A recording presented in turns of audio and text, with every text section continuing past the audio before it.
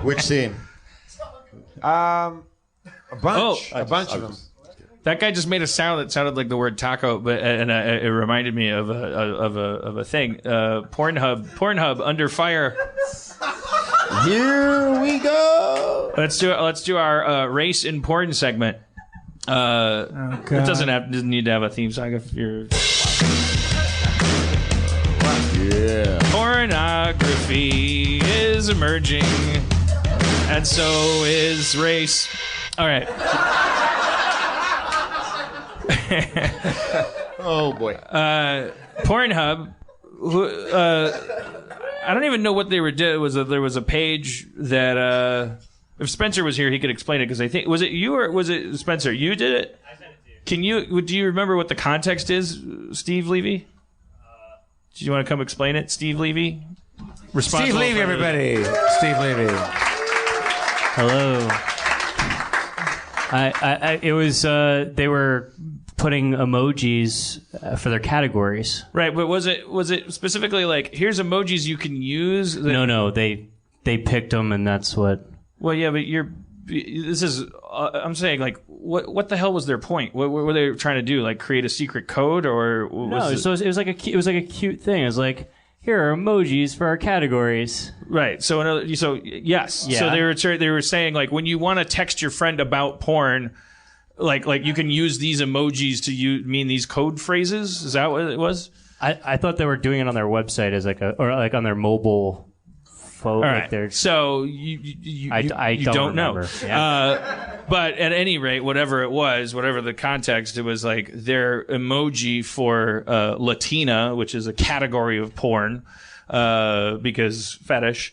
It was a taco. I'm going like this because I'm indicating the size of the emoji. Emojis are like, it was a taco, and you know that's valid outrage. Like it taps into it's a new, you know, it's like this is so like the what's the emoji for white person? I'm sure it's nothing, Rob, because it's the hegemony of normativization. Hegemony of normatization. You don't have to say something all the time. I mean, it's just like if you don't, it's just. I mean, it's like it's not like you're gonna get invoiced if there's.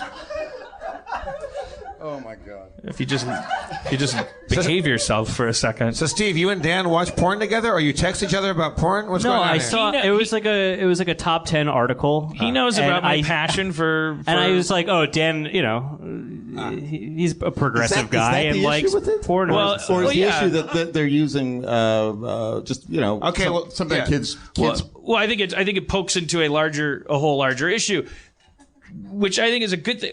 I think it's great that now these conversations are being had about porn because it's furthering the normalization of porn, being outraged about minutia of porn. Like hey, 10 years ago, an adolescent or young adult, Latin person in their Tumblr blog, they would be maybe afraid to say, oh, this is an offensive thing, because they'd be simultaneously copping to awareness of porn, and the comments would be like, "Oh, watch porn much?" I mean, as recently as 10 years ago, that might have been the case. So there's a little silver lining in there. All right, it's you text Pornhub an emoji, and they send you a video so that you don't have to search. It's like, so if you text them a taco, they'll send you a video. What that are they the think other you'd races? Like. What is Asian? What is black? What is, you know? Well, they're all pretty. Guess what? Porn. Mature. Like it's scissors for lesbians. Interracial is a yin and yang sign. That's great. Yeah. Home run. Lesbian is a scissor. Cream pie is a cake with cream in the middle. So this is like a Montessori sort of porn exercise. Big dick is the eggplant. Squirting is the little, come on. Come on. Let's clean it up. What are the other ethnicities? This is all of them? Yeah. Is that the whole? That's you got it. What are some of the more specific ones? So, not that I care. It's very dim. Can you brighten it up? Yeah. You saving your battery? I don't. Good luck. You gotta save that battery there, Levy. but I have like a million. anyways, batteries. refreshing that porn, which I keep beating that drum. Guess what? And other things. Guess what the cherry? If like 2 cherries, guess what that stands for? What that is? Fruit salad. Small tits. 2 cherries? Yeah, it's dumb. Doesn't make any sense. Well, yeah, let's all. Yeah, there's the problems with the. They were on thin ice before Guess they what? stepped out the door. They should come out with emojis. Guess what an old school Atari joystick is with the knob and the red button? Solo male. That's all porn. Oh, it was in terms of what you're looking at. Oh, okay.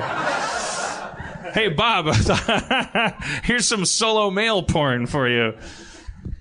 Well, yeah, all the other ethnicities are flags, like country. Yeah, origin. see, that's the thing. Like, well, and this is something that terrifying. not to Japanese isn't sushi. Oh, come on. No, I'm serious. It's not. Steve Lee. I thought it was. Steve. Come on. Guess what the right on fist means. I have a You get one guess. So it's pretty funny. I don't know, but Whoa! Pantomime? Guess what 2 crossed cutlasses, like pirate swords. 2 crossed cutlasses. that's gay porn. Gay. Yeah. Oh, What- sword fight. Sword 2 fight. dicks. All Yeah. right, okay. I can't. I was slow on that one. That's the classy one. I was slow. makes it fun. But I just realized, but you can flowchart through that now. So imagine being in whatever that think tank is.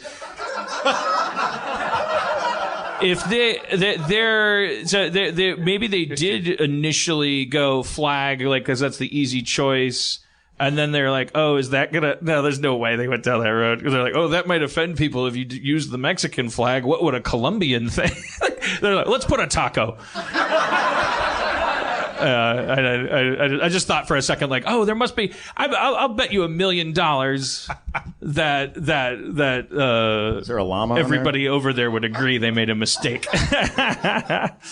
But the good news is, I not to beat a dead horse, but I like that today's young person in a sea of outrage and complaint and hashtagging and all that stuff. I like porn being added to that. It represents, to me, who has no horse in the other race, to me it represents porn being closer to the front door and in our living rooms and being talked about. I like it. Talk about porn. Talk about it to understand. Talk about porn. Talk about it. Give your neighbor a hand. Go over at night.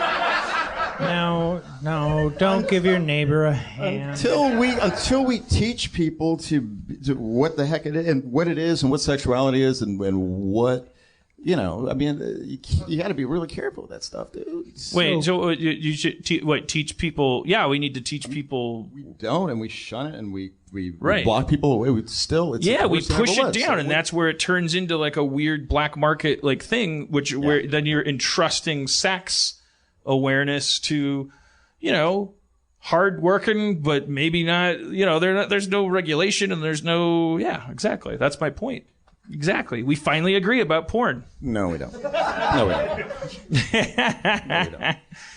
What do you want porn to become, Dan? What would be your dream You want it future to stay what it is right now. the That's state what we of want. porn in 20 years? Well, I think it should become the equivalent of like cosplay, the way we talk about like the way we compartmentalize our fantasy life from our reality and are comfortable with it, so that people don't get hurt. There's people. We were having conversations now about young women that dress up as Poison Ivy and go to Comic-Con, you're not allowed to they're not saying you're allowed to objectify them just because they're dressed that way, et cetera. It's like a conversation starting to happen, but it doesn't have anything to do with, as it did 20 years ago, oh, why are you dressed like Poison Ivy if you don't want blah, blah, blah to happen?